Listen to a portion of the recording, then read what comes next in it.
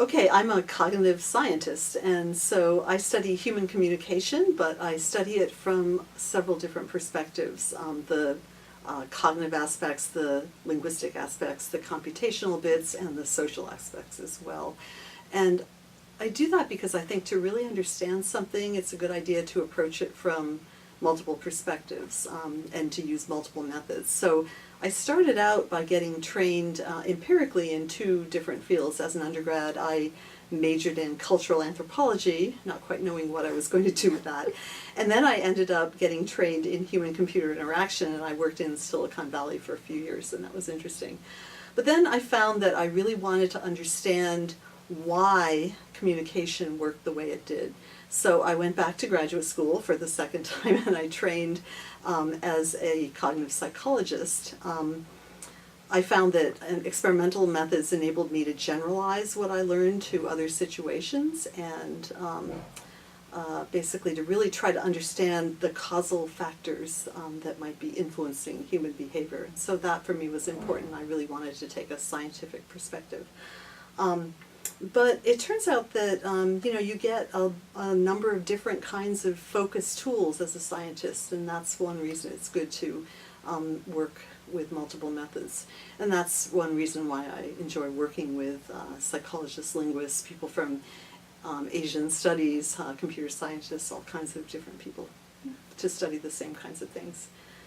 I often get the ideas for the things I want to study in experiments by looking at naturally occurring conversations, either the things I hear around me or conversations from ethnographic data. Then it's really important, if you really want to understand what's going on, to wrestle these naturally occurring phenomena into the laboratory, and then to try to control them enough by staging a situation where you can get repeated observations by the thing that interests you, but at the same time keeping it natural enough so that you're really studying the thing that you think you're studying and not just some language game that doesn't really relate as closely to human conversation as I would like. And so what we've learned, I mean, basically when people think about conversation, everybody's an expert, right? Because we've all, this is what we do. This is the currency of our social interaction. We all depend on spoken conversation pretty much more than everything else, either that or text conversation, a still conversation. So people either conceptualize conversation as incredibly simple, sort of a message passing operation where I speak and I encode something into a message and I send it to you through the air or whatever, and you receive it and you decode it, and as long as we're speaking the same language, then it should be easy, right? So that's overly simplistic. The other view that people sometimes come up with is not surprising. If you've ever seen conversation transcribed or listened to a long rambling answering machine message, conversation can seem incredibly unruly, right? And kind of messy, noisy, disfluent, incomplete, and so it's kind of unclear how that could work. And if you just look at samples of conversation like that, it can seem miraculous that we understand each other at all. So the answer, I think, is somewhere in between. There are very systematic things people are doing when things seem unruly, and it's certainly much more complicated than sending messages back and forth. So basically, people do a lot of seeking and providing evidence about whether they understand each other in conversation. If I say something and I get an unexpected reaction from you, I'm likely to seek evidence about what's the problem is. Or if you know what the problem is, you're likely to tell me what the problem is. Could you say that again? Or what does that mean? Or are you crazy? Do you think X or Y? Whatever.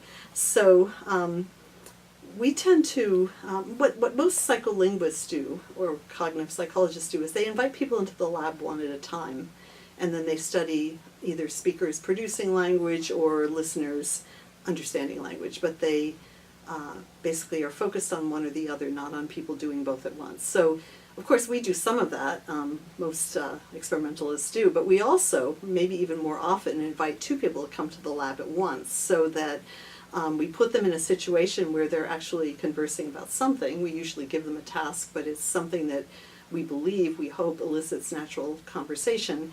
And basically then we look at what people are doing when the same person is both listening and planning their next utterance at the same time, or speaking and monitoring the partner for their uptake of what they've just said at the same time. So speaking and understanding are going on simultaneously in the same mind, and also they're going on simultaneously between the two people. So conversation is really tightly coordinated between people and within people. And I think that's kind of interesting. So that suggests that there's much more amazing and detailed processing going on than you would get if you're just studying one of those things at a time. What's interesting is that when people are talking, they are really collaborating when they're using language. And so it's often the case that the two people talking have different knowledge or different backgrounds, maybe different language backgrounds or different abilities. One might be an adult, one might be a child. And what happens is that when things are difficult or different for one partner, the other partner tends to take up the slack and to work harder to make it work. So really what they're doing is they're jointly taking responsibility for the conversation and making sure that they're understood. So this becomes really interesting and important when you have non-native speakers talking to native speakers, and that's one of our big connections to our current MIC project. And the project is called Communication in the Global University, a longitudinal study of language adaptation at multiple timescales in native and non-native speakers. And so the problem that we're focused on is something that every university in the country tends to have if they're a good science, technology, engineering, and mathematics university like Stony Brook is. We have a lot of international students coming in as graduate students. They really are the lifeblood of what we do. They are some of the most important people in terms of educating our undergraduates and getting our research done and collaborating with us. And so they're making a very valuable contribution. But if they're coming into the US for the first time, they're not necessarily confident in their communication abilities in another language, or they may have accents, or they may lack certain vocabulary. And the undergrads may be monolingual speakers without much experience with different cultures, and they may be very anxious. Maybe they're pre-med taking a calculus class from someone with a different accent, and the tendency can be to panic or to want to kind of transfer out of the class or something. And that's just a tragedy, because these instructors are fantastically knowledgeable and they're really good instructors. So how do you deal with that language barrier? So we're using the framework that I've worked in my research, that language is collaborative, and we're trying to apply that to look at how the international teaching assistants' language skills change over, say, 2-year periods once they start at Stony Brook and then get better. They don't get better in everything, so accent can be one of the hardest things to improve. You can improve your vocabulary, you can improve your syntax, you can become pragmatically more comfortable in terms of the social part of language, but the accent can often be the hardest thing, whereas the undergrads are hearing this accent that's different from theirs, and they're hearing words that aren't there, or they're hearing words that they can't even understand, and they figure out a couple seconds later, oh, that's what he meant, or that's what she meant. And so this can become quite difficult for the undergrads.